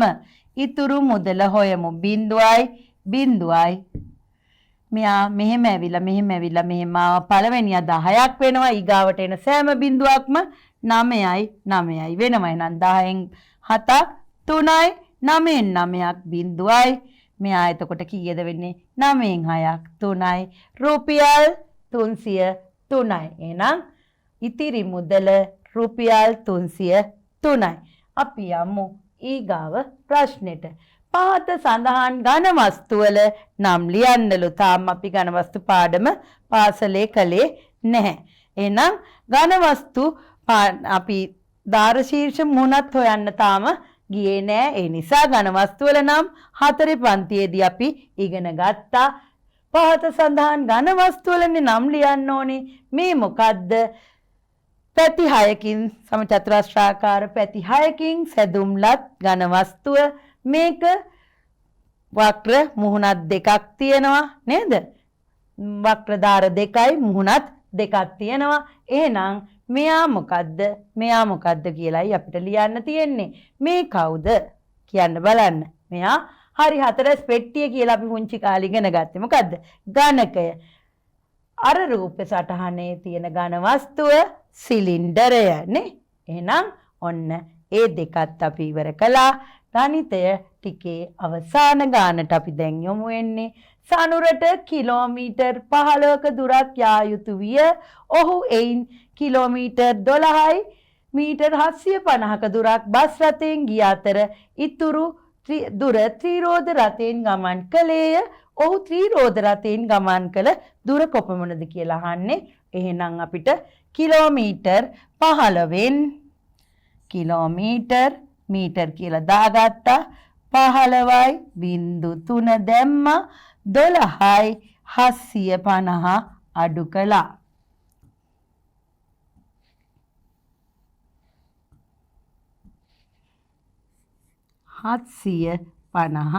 අඩු කළා. එහෙනම් උත්තරේ හොයමු. ඉතුරු දුර තමයි ත්‍රිරෝද රථයෙන් ගියේ. බිංදුවෙන් බිංදුවක් බිංදුවයි. මෙයාගෙත් නෑ කිලෝමීටර ගොඩෙන් ගත්තා. මෙයා 10 වෙනවා. මෙයා 9 වෙනවා නේද? 10න් 5ක් 5යි 9න් 7ක් 2යි. මෙයාගෙන් එකක් එහා පැත්තට දුන්න නිසා 4 වෙනවා. 4න් 2ක් 2යි 1න් 1ක් බිංදුවයි. එහෙනම් ත්‍රිරෝද රථයෙන් ගිය මුළු දුර ඔහු ගියේ ඉතිරි ටික ත්‍රිරෝද රථයෙන් නම් ත්‍රිරෝද රථයෙන් ගිය මුළු දුර එන්නේ කිලෝමීටර් 2යි මීටර් 250යි. කිලෝමීටර් 2යි මීටර් 250යි. අපි යමු ඔන්න දැන් පරිසරයේ ප්‍රශ්න. කලින් ලකුණු 30ම දැන් ඔයාලා ලබාගෙන ඇති. ඊගාවට අපි පරිසරයේ ප්‍රශ්න 30ට යොමු වෙනවා. අංක 31 සිට 60 තෙක් එක් ප්‍රශ්නයට සුදුසු පිළිතුර දී ඇති පිළිතුරු අතුරෙන් තෝරා යටින් ඉරක් අඳින්නලු. වර්ණවත් සුවඳවත් මෙන්ම රස ඇති ගෙඩි සහිත ශාකයක පැතිරීම බහුලවම සිදු වෙන්නේ කුමන ආකාරයෙන්ද? සතුන් මගින්ද, ජලය මගින්ද, සුළඟ මගින්ද? ඔයගලන්ට හොඳට හුරුයි. මේක වර්ණවත් වෙන්නත් ඕනේ. රතු පාට ගෙඩි තියෙනවා, කහ පාට ගෙඩි තියෙනවා. ඒතරම පැණි රසයි, සුවඳයි. ඉන්න බෑ අපිට වැල, වරකා, රඹුටන් වගේම දූරියන් නේද? මොකද වෙන්නේ? ඔන්න තියෙනවා. සුවඳවත්, පළතුරු, රසවත්, වර්ණවත්, සුවඳවත්, රසවත් පළතුරු ටිකක් ගෙනාවා මම. රයිට්. දැන් එහෙනම් කවුරු මගින්ද මේක බෝ වෙන්නේ? සතුන් මගින්. අපි යමු ඊගාව ප්‍රශ්නෙට. කිරිබී වැඩෙන සතෙකි. කිරිබී වැඩෙන සතුන්ගේ සුවිශේෂී ලක්ෂණ තියෙනවා. මොනවද? කිරිබී වැඩෙන සතුන් පැටවුන් මගින් තමයි බිහි වෙන්නේ. ඒ වගේම හෘදය කුටීර 4ක් තියෙනවා. ඒ වගේම කිරිබී වැඩෙන සතුන් අතරින් මෙතන ඉන්න සත්තු අතරින් කවුද කිරිබී වැඩෙන්නේ? අපි මේගොල්ලන්ට කියනවා ශීරපායි සතුන් කියලා. එහෙනම් උත්තරය මොකක්ද දෙන්නේ බලන්න. මෙන්න ඉන්නවා කිරිබීලා වැඩෙන සත්ත්ව කොට්ටාශයට අයත් වවුලා නේද? ඔව්. එහෙමනම් රාත්‍රියට පිපෙන මල් වල වර්ණය වන්නේ ඇයි? රාත්‍රියට පිපෙන මල් ඇයි ඒ රාත්‍රියට පිපෙන මල් වර්ණවත් වන්නේ? කියන්න බලන්න හේතුව. ඔව්. පරාගණය සිදුවීමට නේද? විශේෂයෙන්ම නේ. එහෙනම් රාත්‍රියට පිපෙන මල්වර වර්ණය සුදු වන්නේ ඇයි? ඇයි සුදු වන්නේ? හේතුව ඔව්. එහෙනම් පරාගණය සිදුවීමට මල් සුදු පාට වෙලා පිපෙනවා. රැට පිපෙන මල්. මොනවද රැට පිපෙන මල් කියලා මතක් කරන්නකෝ. මේ තියෙන්නේ කඩුපුල් මල් තියෙනවා නේද? මේ හින්දිරික්ක මල් නේ. ඉතින් එහෙනම් රාත්‍රියට පිපෙන මල් වර්ණවත් නැහැ, සුදුයි. ඒ ඇයි? රාත්‍රියට පිපෙන මල් වල වර්ණය වන්නේ සුදු පාට. රයිට්. සුළඟ මගින් පැතිරී යන බීජ වර්ගයකි. කොස්සට සුළඟ මගින්ද? නැහැ, සතුන් මගින්. මදටිය පිපිරීමෙන් නේද? මදටිය ස්පෝටනේ පිපිරෙනවා. එහෙනම් අපෙන් අහන්නේ සුළඟ මගින් පැතිරී යන බීජ. මොනවද මේ බීජ? බලන්න මෙන්න තියෙනවා සුළඟ මගින් පැතිරී යන බීජ ගොඩාක්. හොර නේද? එතකොට වරාමල්. එහෙමනම් මෙතනින් අපේ පිළිතුර වන්නේ මොනවාද? වරා. රයිට්. අපි යමු ඊගාව ප්‍රශ්නෙට. දොන් පුල්ලේ වෙදරාර නමින් හැඳින්වූයේ කවුද කියලා අහනවා. දොන් පුල්ලේ වෙදරාරට අපිට කියනවා තව නම් ගොඩක් තිබ්බා. නම් පාට බැඳුනා. ඩාවිඩ් හෙවත් ඩේවිඩ් කපුරු බස්තියන් බණ්ඩලාගේ ඩාවිඩ් හෙවත් ඩේවිඩ් කියනවා. දොන් පුල්ලේ වෙදරාල කියනවා. මේ කවුද මෙයා? ඔව්. කවුද එහෙනම්? ඔන්න ඉන්නවා. කවුද? ගොංගාලේ ගොඩ බණ්ඩා. right. අපි එන්නයන් ඊගාව ප්‍රශ්නෙට. මහවැලි ගඟ සහ වලවේ ගඟ මුහුදට වැටෙන ස්ථාන දෙක පිළිවෙලින්. ඔව්. මහවැලි ගඟ අපේ පළමු ප්‍රශ්න පත්‍රයේත් අහලා තිබ්බා නේද? කවියකටත් ඇවිල්ලා තිබ්බා. ඒකෙත් තිබ්බා මුහුදට වැටෙන්නේ කොහෙන්ද කියලා. කොහෙන්ද එහෙනම්? ත්‍රිකුණාමලයෙන්. වලවේ ගඟ මුහුදට වැටෙන්නේ කොහෙන්ද? අම්බලන් තොටින්. අපි ඊගාව ප්‍රශ්නෙට යමු. රෝගවාහක පුජ්‍යලයක් මගින් බෝවන රෝගයක්. දියවැඩියාව මේක මොකද? අධික ලෙස පැණි රස පාම් පිටි වර්ග ಜಾති කෑම කෑම තමයි සීනි හැදෙන්නේ නේද? දියවැඩියාව හැදෙනවා සීනි සහිත අධික ලෙස සීනි සහිත ආහාරත් පිටි සහිත ආහාරත් කෑම. බරවා රෝගය බෝ වෙන්නේ කොහෙන්ද? මදුරුවකින්. බරවා ඩෙන්ගු, චිකන්ගුන්යා, මැලේරියාව මදුරුවගෙන්. එහෙනම් රෝගවාහක පුජ්‍යලයක් මගින් බෝවන රෝගය මොකද්ද? සෙම්ප්‍රතිශාව, පැපොල, සරම්ප නේද? කොරෝනා ඒ ඔක්කොම අයිති. සතුන්ගෙන් ආරක්ෂා වීමට සතුන් හැඩගැසී ඇති ආකාරයත් වන්නේ. ඒ කියන්නේ සතුන්ගෙන් ආරක්ෂා වෙන්න සතුන්ගෙන් ආරක්ෂා වෙන්න වීමට සතුන් හැඩගැසී ඇති ආකාරය අහන්නේ. ඔයගොල්ලෝ දන්නවා සමහර ශාකවල වර්ණය ගන්නවා නේද? සමහර මේ සතුන් ශරීරයේ වර්ණය වෙනස් කරනවා. රෝලක් වගේ ඇඟ ශරීරය රෝල් කරනවා නේද? ජලයේදී එහෙම මේ කළු පාට දියරයක් දානවා. අතකද? ඔව්. එහෙනම් මොකද වෙන්නේ? බලමු අපි. ගිරවාට යම් දේ හැපීමට තියුණු හොටක් තියනවලු. ඒක ඉතින් ගිරවට තියෙනවමනේ. ඒක ආරක්ෂා වෙන්න නෙමෙයි ආහාර සපාගෙන කෑමට. සර්පයින් එළියට දැමිය හැකි සර්පයින්ට එළියට දැමිය හැකි දිගු දිවක් තිබෙනවා. ඒකත් මොකද්ද? ආහාර ගැනීමට. එහෙනම් මොකද්ද එහෙනම්? ශාකවල කොළ පැහැති පත්‍ර අතර කොළ පැහැති පණුවන් සිටීම. අපිට පේනවද ගස්වල පැහැයටම මේ හැරෙන සත්තු ඉන්නවා, පණුවෝ ඉන්නවා. එතකොට ඒ මොකද එහෙම වෙන්නේ හේතුව?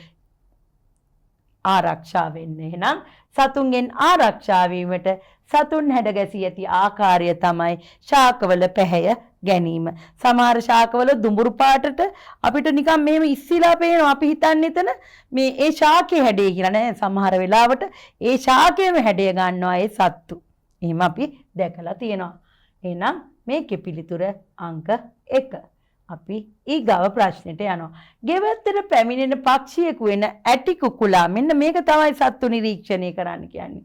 පක්ෂියෙකු වෙන ඇටි කුකුලාට මොකද්ද තියෙන සුවිශේෂී දේ මේවල් වලින්? කළු පැහැති පියාටු සහ සුදු පැහැති ඇස් තියනවද? දැකලා තියනවද? ඇටි කුකුලාගේ ඇස් දෙක දැකලා ඇති. ඔව්. මේක එහෙනම් ගන්න බෑ. සුදු නෙමෙයි. කළු පැහැති හා නිල් පැහැති පියාටු හා රතු පැහැති ඇස්. නිල් පැහැට පියාටු තියනවද? හොඳට බලන්න. රතු පැහැති ඇස් තියෙනවා, කළුත් තියෙනවා. එහෙනම් දෙවෙනි පිළිතුර ගන්නත් බෑ. එහෙනම් කළු පැහැති හා දුඹුරු පැහැති පිහාටු සහ රතු පැහැති ඇස් තියෙනවා කාටද? ඇටි කුකුලට. පොළු බෙල්ලෝ හැම විනාශ කරනවා නේද? ඔය ඉන්නේ යාළුවා. බලන්න.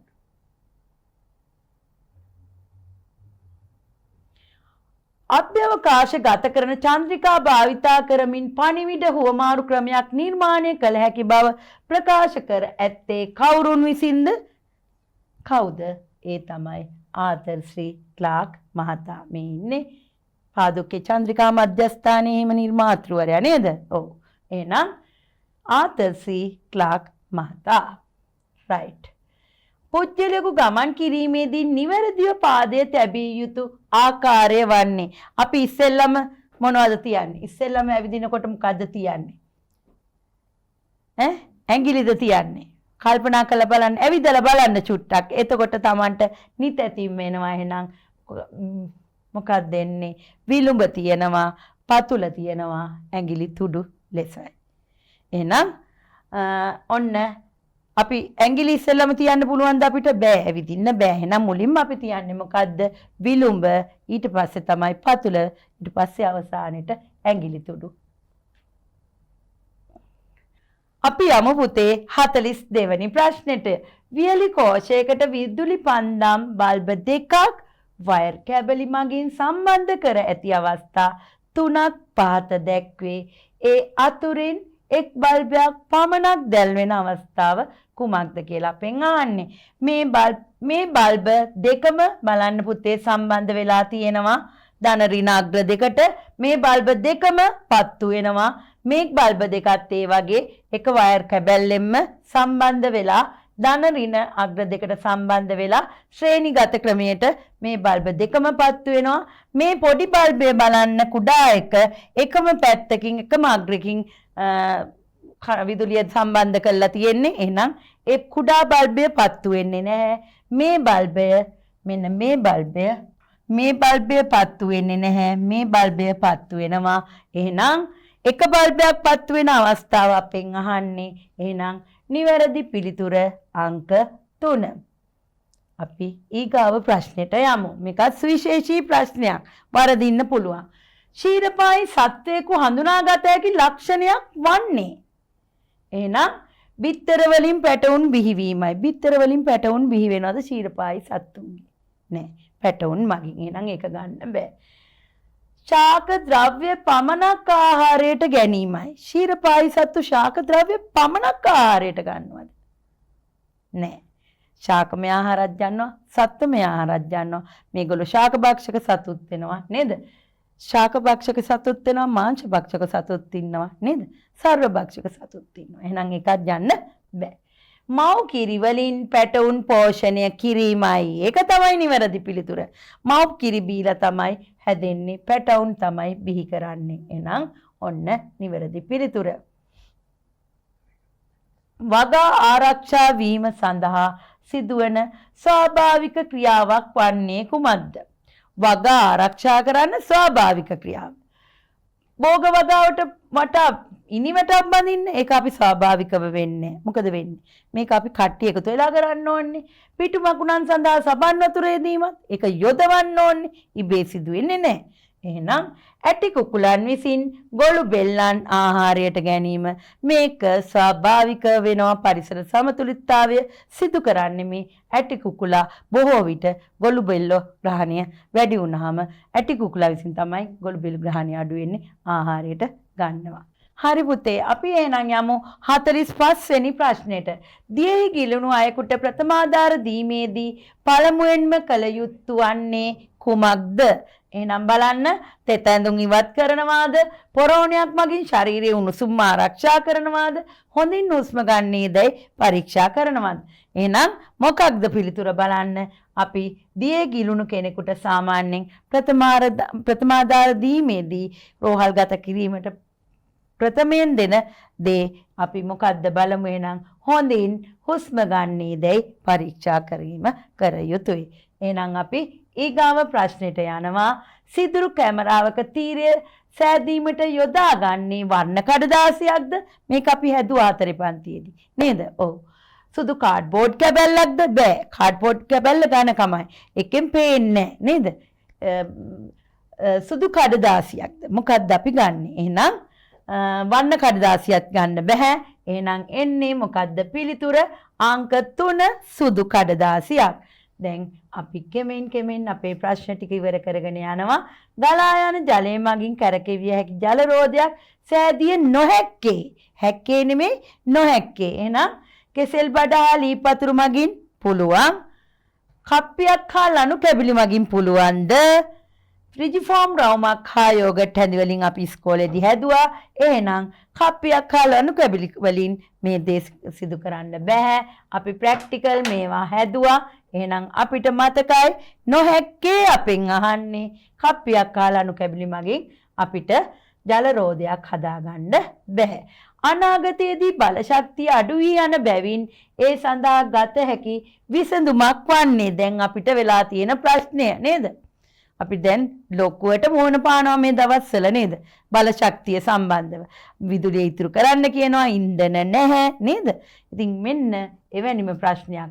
වාහන වලට ඉන්ධන වශයෙන් පෙට්‍රල් යොදා ගැනීමයි සුළං බලය යොදා ගනිමින් විදුලිය නිපදවීමයි පෙට්‍රල් යොදා ගන්න පුතේ අනාගතයේ වෙනකොට බල ශක්තිය අඩු වී යන බැවින් පෙට්‍රල් දැන් අපිට මොකද වෙලා තියෙන්නේ? නැති වෙලා යනවා. මේක සුදුසුද එහෙනම්? මේ ක්‍රමයේ සුදුසුද වාහන වලට ඉන්ධන වශයෙන් පෙට්‍රල් යොදා ගැනීම? එන්න පෙට්‍රලුත් ගණනුත් යනවා, වියදම අධික වෙනවා, ආර්ථික මට්ටමින් අපි විශාල ප්‍රශ්නයකට මුහුණ දෙනවා. එහෙමනම් හොඳම දේ අපිට නිතැතින්ම නොමිලේ ලැබෙන දෙයකින් ප්‍රයෝජනයක් ගැනීම. එහෙනම් බලන්න දුම්රිය ධාවනය සඳහා ගල් අඟුරු යොදා ගැනීම. දුම්රිය ධාවනයටත් ඉන්ධන සෑහෙන ප්‍රමාණයක් යනවා. නමුත් ගල් අඟුරු ප්‍රශ්නයකුත් අපිට ලොකුවට අපේ රටට තියෙනවා. එහෙනම් ඒකත් අපිට ගන්න බෑ.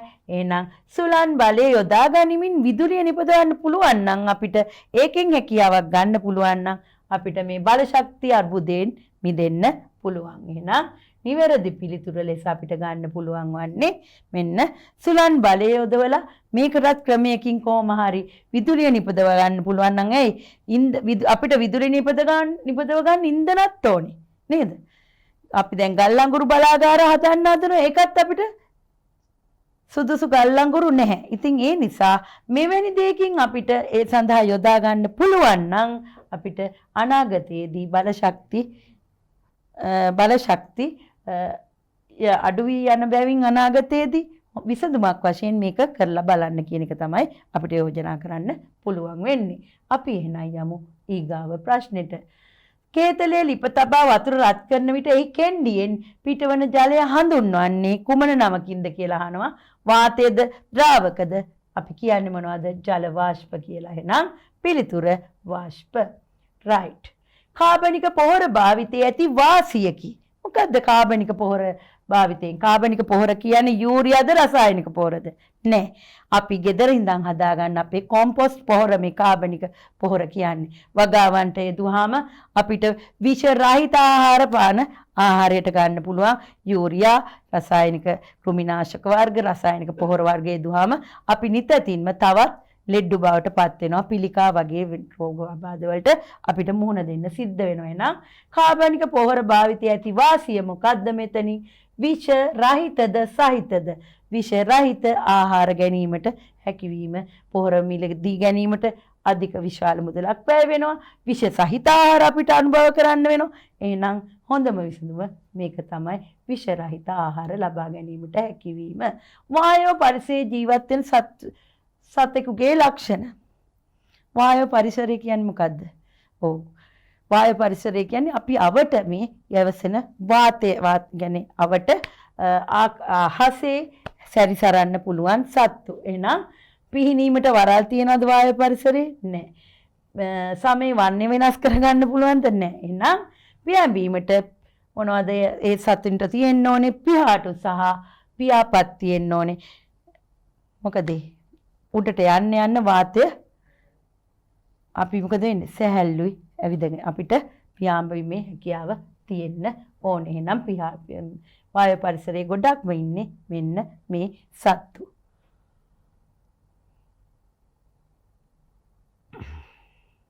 අයඩින් කරණය කරන ලද ලුණු පැකැට්ටුවක ඔයගොල්ලන් ගෙදර අම්මා ගෙදර ගෙන ලුණු පැකැට්ටුවේ මේ ලාංඡනය තියෙනවා. පාත සඳහන් සංකේතය දක්වා ඇත.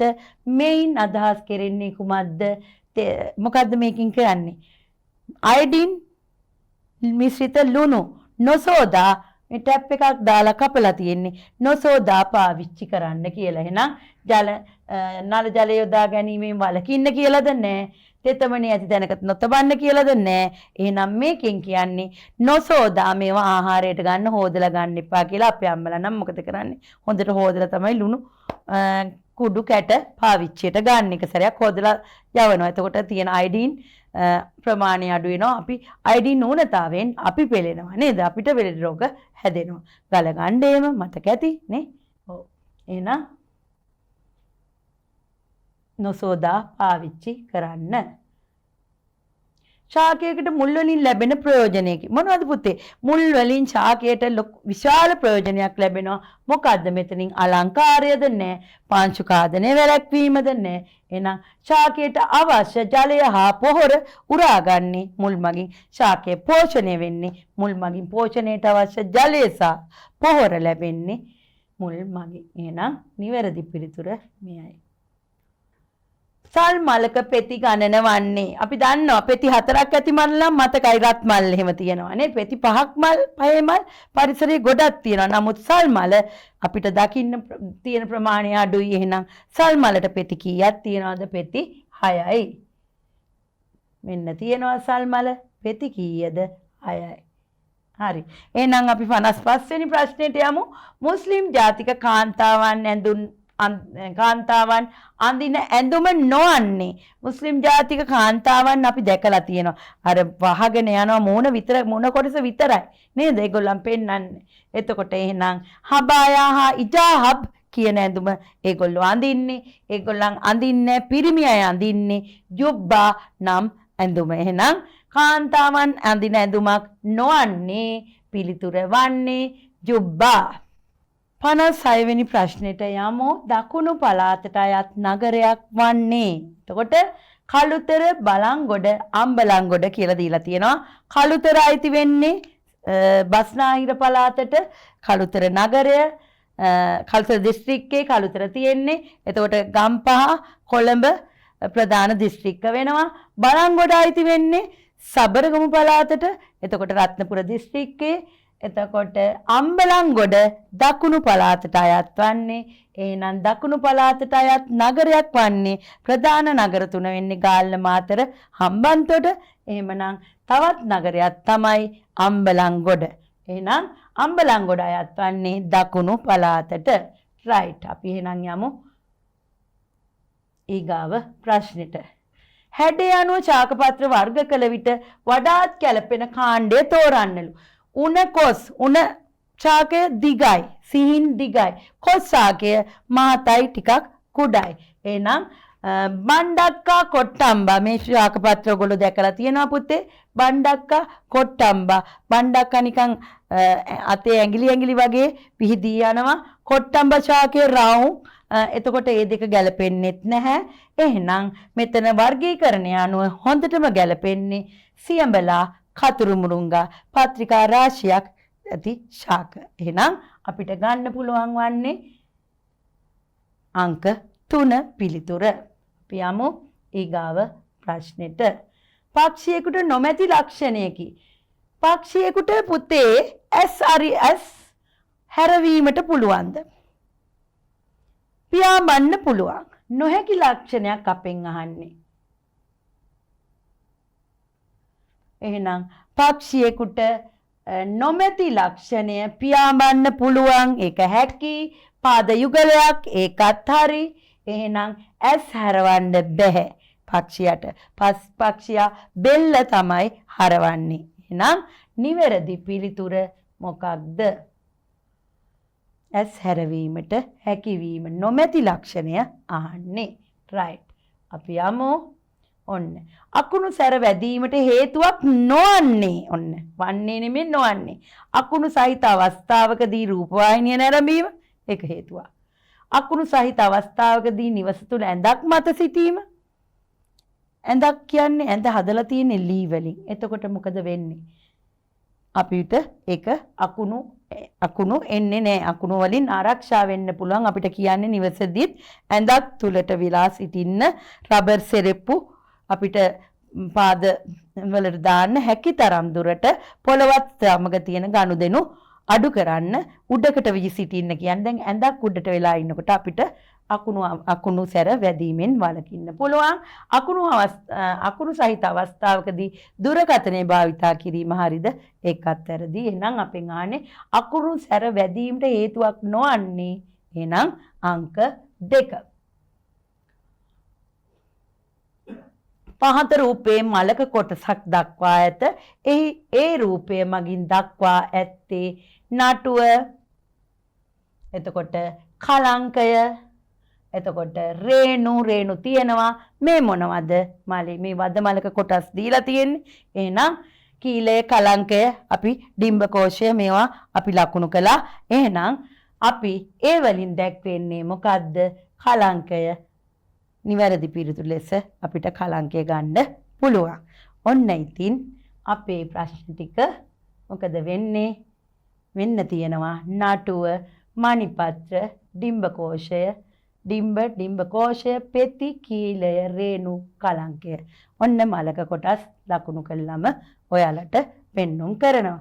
එහෙනම් අපි යමු ඊගාවට මොකද කරන්න තියෙන්නේ? ඔන්න එහෙනම් කරන්න තියෙන දේ අපි දැන් බලමු.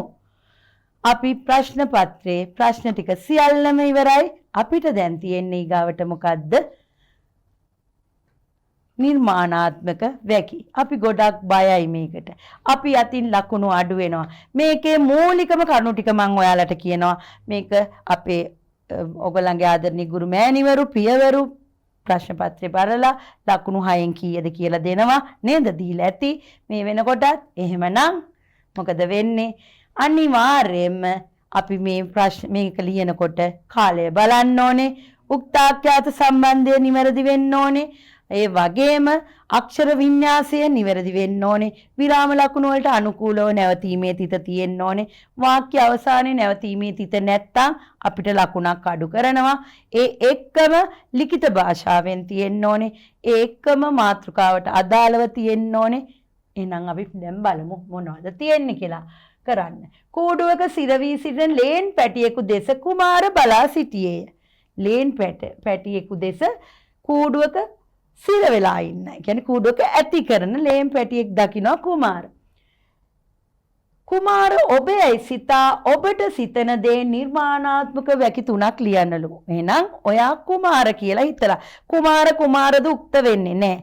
මම උක්ත වෙන්නේ. කුමාර ඔබයි සිතා කිව්වොත් මම හැම විටම මට හැබැයි හැමදේම ලියන්න බෑ. සිතන දේ මට සිතෙයි මම සිතමි. උක්තාඛ්‍යාතය නිවැරදි වෙන්න ඕනේ. වැකිය ලියනවා නම් මට සිතෙයි මම සිතමි කාලය වර්තමාන කාල. එහෙනම් දැන් මේ පේනවා කූඩුවක හිර වෙලා ඉන්න ලේනා දෙස කුමාර බලා සිටිනවා. අපිට ඒක මේක දැන් පේන දෙයක් පුතේ. එහෙනම් මේක අපි යන්න ඕනේ වර්තමාන කාල වැකියක් විදියට. එහෙනම් අපි ඔන්න මම අපේ පාසලේ දරුවෙකු රචනාව ලියපු විදිය, නිර්මාණාත්මක වැකි ලියපු විදිය මම ඔයාලට අදගෙන ආවා. ඉතින් මේකේ අඩුපාඩු තියෙන ඒවා අපි බලමු. right. කූඩුව අසලට ගොස් රසවත් පළතුරු දී ලේන් පැටියාගේ කුසගින්න නිවීමට මම සිතමි. ඔන්න පළවෙනි වැකිය. කූඩුව අසලට ගිහිල්ලා මොකද කරන්න හිතෙන්නේ? කූඩුව අසලට ගොස් රසවත් පළතුරු දී ලේන් පැටියාගේ කුසගින්න නිවීමට මම සිතමි. මේකේ ලකුණු දෙකම ලැබෙනවා. සරල වැකි ලියන්න, දිග වැකි ලියන්න එපා. අපිට ලේසියෙන් ග්‍රහණය කරගන්න පුළුවන් වචන ලියන්න. අර ල වගේ වචන ලියලා අක්ෂර වින්‍යාසය වරද්ද ගන්න එපා. එහෙනම් මම සිතමි. මට සිතුන දේ ලියන්න තියෙන්නේ. හරි? ඔව්. ඊගාව එක.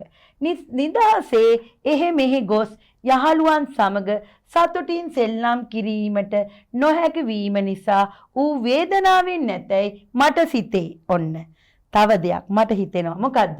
නිදාසේ එහෙ මෙහෙ ගිහිල්ලා යාළුවන් සමග සතුටින් සෙල්ලම් කිරීමට නොහැකිව අර කූඩුවේ දුකෙන් ඉන්නවා කියලා ඌ වේදනාවෙන් ඇති කියලා මට සිතෙනවලු. එහෙනම් මොකද්ද නිවැරදිව ලියන්නේ? නිදාසේ එහෙ මෙහෙ ගොස් යාළුවන් සමග සතුටින් සෙල්ලම් කිරීමට නොහැකි වීම නිසා ඌ වේදනාවෙන් ඇතැයි මට සිතේ. එහෙනම් නැවතීමේ තිතක් තියෙනවා. ඔන්න අපි වැකි දෙකක් ලිව්වා. තව වැකියකට යමු. පවුලේ අය සමග සතුටින් ජීවත් වීමට ලේන් පැටියා නිදහස් කිරීමට මට සිතේ. නැත්තම් මම සිතමි. පවුලේ අය සමග ලේන් පැටියාගේ පවුලේ අය සමග සතුටින් ජීවත් වීමට නේද? පවුලේ අය සමග සතුටින් ජීවත් වීමට ලේන් පැටියා නිදහස් කිරීමට මට සිතෙයි. නැත්තම් මම සිතමි. ඔන්න එහෙනම් පුතේ අපි නිර්මාණාත්මක වැකි තුනයි මම කිව්වේ මීට අමතරව ඔයාලා ළඟ ලස්සන නිර්මාණාත්මක වැකිය ඇති නේද? ලේන් පැටියව ගෙනහිල්ලා කිරි ටිකක් දෙන්න මට හිතෙනවා. ගෙදර ඇති කරන අයට හොරෙන් මොකද කරන්නේ? ලේන් පැටියව නිදහස් කරන්න මට හිතෙනවා. මෙවැනි වැකි තවත් රසවත් විදියට ලස්සන විදියට ඔයාලට ලියලා ඇති. ඉතින් හැබැයි උක්තයට අනුව ආඛ්‍යාතය තිබිය යුතුයි. නිවැරදි අක්ෂර වින්‍යාසය තිබිය යුතුයි. විරාම ලකුණු නිවැරදි විය යුතුයි. මේ හැම දෙයක් එක්කම එකින් එක ලකුණු ලබා ගන්න. ඉතින් අදට අපි සබරගමු පළාතේ සිසු සවිය ප්‍රශ්න පත්‍රයේ දෙවැනි ප්‍රශ්න පත්‍රය ඔයාලත් එක්ක සාකච්ඡා කළා. ගොඩක් සතුටින් අපි මේ වැඩේ කළා.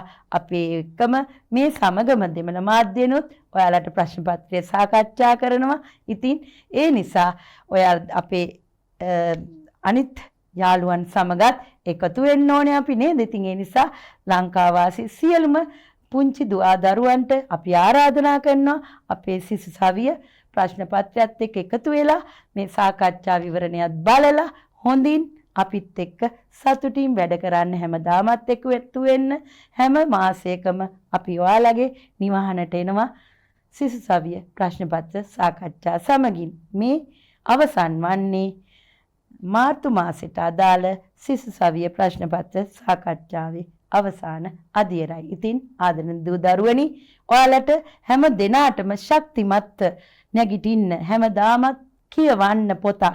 ඒකෙන් අපිට දැනුම ගොඩක් එනවා. වේගයෙන් කියවන්න හැමදාම දිනනවා කියලා තමයි මගේ අරමුණ. ඒ අරමුණ ඔයාලටත් ඉෂ්ට කරගන්න පුළුවන්. ඉතින් ආදරණීය දූ දරුවනි හැමදාමත් සබරගමු පළාත් අධ්‍යාපන දෙපාර්තමේන්තුවේ ප්‍රාථමික අංශයේ සිසු සවිය ප්‍රශ්න පත්‍රයත් එක්ක අපි ඔයාලත් එක්ක එකතු වෙනවා. එතෙක් හැමදාමත් රැඳී සිටින්න අප සමග. ඉතින් හැම දිනාටම සුවබර දවසක්. ආයුබෝවන්.